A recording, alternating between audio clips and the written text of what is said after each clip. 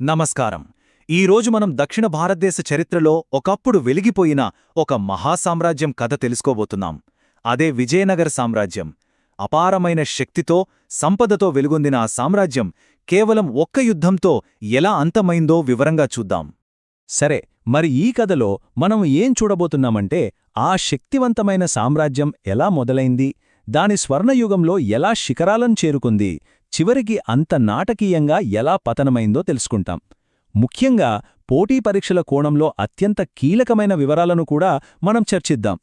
ఇంతకీ ఈ గొప్ప సామ్రాజ్యం కథ ఎక్కడ మొదలైంది? దీనికోసం మనం 14వ శతాబ్దంలోకి వెళ్ళాలి.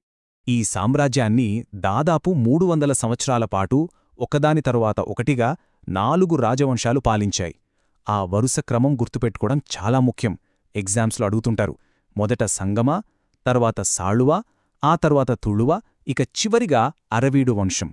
ఇక దీని స్థాపన విషయానికి వస్తే క్రీస్తు శకం 1336లో సంగమ వంశానికి చెందిన 2 సోదరులు హరిహర రాయలు మరియు బుక్కరాయలు దీనికి పునాది వేశారు.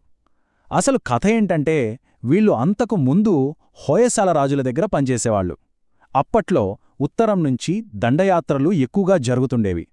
వాటిని అడ్డుకోవడానికే దక్షిణాన ఉన్న శక్తులన్నీ ఏకమై ఈ సామ్రాజ్యాన్ని స్థాపించాయి. ఆ కాలంలో రాజులకి వాళ్ల బిరుదులే వాళ్ల ఆశయాలను చెప్పేవి.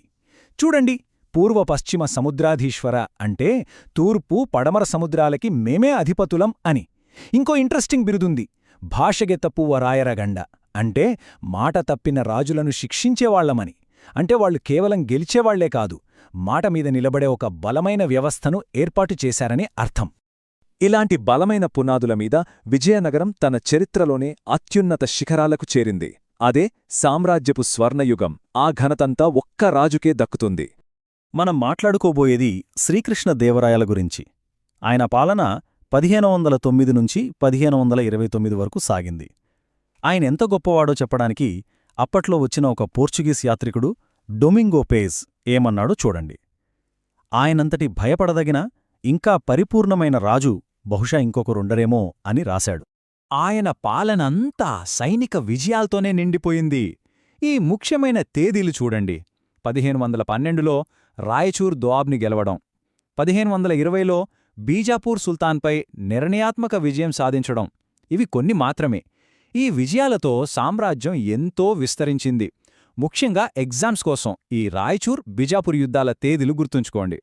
కాని కృష్ణదేవరాయలు కేవలం ఒక యోధుడు మాత్రమే కాదు, ఆయనొక ఆల్రౌండర్. ఒకవైపు అడ్మినిస్ట్రేటర్గా వ్యవసాయం కోసం పెద్ద పెద్ద చెరువులు తవ్వించారు. మరోవైపు ఒక డిప్లొమాట్గా పోర్చుగీస్ వాళ్లతో మంచి సంబంధాలు పెట్టుకుని వాళ్ల దగ్గరనుంచి సైన్యానికి కావలసిన గుర్రాలను, టెక్నాలజీని తెప్పించుకున్నారు. అన్నిటికంటే ముఖ్యంగా ఆయన స్వయంగా ఒక గొప్ప కవి, ఆముక్తమాల్యద అనే గొప్ప కావ్యాన్ని తెలుగులో రాశారు. సరే, ఇంత పెద్ద సామ్రాజ్యం ఎలా నడిచింది? దాని పరిపాలన, ఆర్థిక వ్యవస్థ ఎలా ఉండేవి? వాళ్ళ అడ్మినిస్ట్రేషన్ చాలా ఆర్గనైజ్డ్గా ఉండేది. మొత్తం సామ్రాజ్యాన్ని మండలం అనే ప్రావిన్సులుగా విభజించారు. ప్రతి మండలానికి ఒక గవర్నర్, అతన్ని నాయక్ అనేవాళ్లు. సో రాజు పైన ఉన్న కింద లోకల్ గవర్నెన్స్ చాలా ఎఫెక్టివ్గా ఉండేది. ఇదొక రకమైన డీసెంట్రలైజ్డ్ సిస్టమ్ అన్నమాట. ఈ పదాన్ని ఎగ్జామ్స్ కోసం ఖచ్చితంగా గుర్తుంచుకోండి. మహానాయకాచార్య. ఈయన చేసే పనేంటంటే గ్రామాలకు, సెంట్రల్ గవర్నమెంట్కి మధ్య ఒక లింక్లా పనిచేయడం. చాలా కీలకమైన పోస్ట్ ఇది. ఇంత పెద్ద సైన్యాన్ని, పరిపాలన్ని నడపాలంటే డబ్బు కావాలి కదా. సో వాళ్ల ఎకానమీ చాలా స్ట్రాంగ్గా ఉండేది. దానికి బ్యాక్బోన్ వ్యవసాయం. వాళ్ల ఇరిగేషన్ సిస్టమ్సు అడ్వాన్స్డ్గా ఉండేవి. వ్యవసాయంతో పాటు ట్రేడ్, ఇండస్ట్రీస్ కూడా వాళ్ల సంపదకు చాలా హెల్ప్ చేశాయి. విజయనగరం అంటేనే సంపదకు చిరునామా. పత్తి, సుగంధ ద్రవ్యాలు, రత్నాలు ఇలాంటివి వేరే దేశాలకు ఎగుమతి చేసి బాగా సంపాదించారు. ఈ మొత్తం వ్యాపారంలో వాళ్లు వాడిన మెయిన్ కరెన్సీ వరాహ. ఇది ఒక బంగారు నాణ్యం. దీన్నే హొన్ను అని కూడా అనేవాళ్లు. అయితే ఈ వైభవమంతా కలకాలం నిలవలేదు. సామ్రాజ్యానికి ఒక కొత్త, ఊహించని ముప్పు ఎదురైంది. కృష్ణదేవరాయలు చనిపోయిన తర్వాత సింహాసనం కోసం లోలోపల గొడవలు మొదలయ్యాయి. ఇది సామ్రాజ్యాన్ని బాగా బలహీనపరిచింది. ఇదే అదునుగా అప్పటిదాకా ఒకరితో ఒకరు పోట్లాడుకుంటున్న దక్కన్ సుల్తాన్లందరూ వాళ్ల మధ్య ఉన్న తేడాలను పక్కనపెట్టి ఒక్కటయ్యారు. విజయనగరంపై యుద్ధానికి ఒక పెద్ద కూటమిని ఏర్పాటు చేశారు. ఈ తేదీ చరిత్రలో చాలా ముఖ్యం. జాన్వరి 23, 1565 దక్షిణ భారతదేశ చరిత్ర గతిని మార్చేసిన తళ్లికోట యుద్ధం జరిగిన రోజు. యుద్ధం మొదలైనప్పుడు విజయనగర సైన్యమే గెలుస్తుందని అందరూ అనుకున్నారు. వాళ్ల సైన్యం చాలా పెద్దది, కాని అంతా అనుకున్నట్టు జరగలేదు. యుద్ధం మధ్యలో ఇద్దరు కీలకమైన కమాండర్లు పార్టీ మార్చేశారు.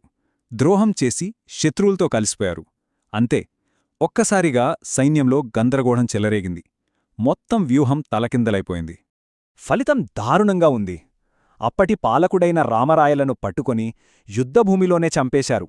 ఆ తరువాత శత్రుసైన్యాలు రాజధాని హంపిమీద పడి నగరాన్ని నెలల తరబడి దోచుకొని నాశనం చేశాయి. సామ్రాజ్యం నాశనమైనా దాని వారసత్వం మాత్రం ఇప్పటికీ నిలిచే ఉంది. చూడండి, వాళ్ళు కేవలం యుద్ధాలు మాత్రమే చేయలేదు. 200 సంవత్సరాలకు పైగా ఉత్తర దండయాత్రల నుండి దక్షిణాన్ని కాపాడారు. వాళ్లు తీసుకొచ్చిన అడ్మినిస్ట్రేషన్ సిస్టమ్, ముఖ్యంగా ఆ నాయక్ సిస్టమ్, తర్వాత వచ్చిన ఎన్నో రాజ్యాలకు ఒక మోడల్గా మారింది. ఇక తెలుగు, కన్నడ సాహిత్యంలో వాళ్లది ఒక స్వర్ణయుగం.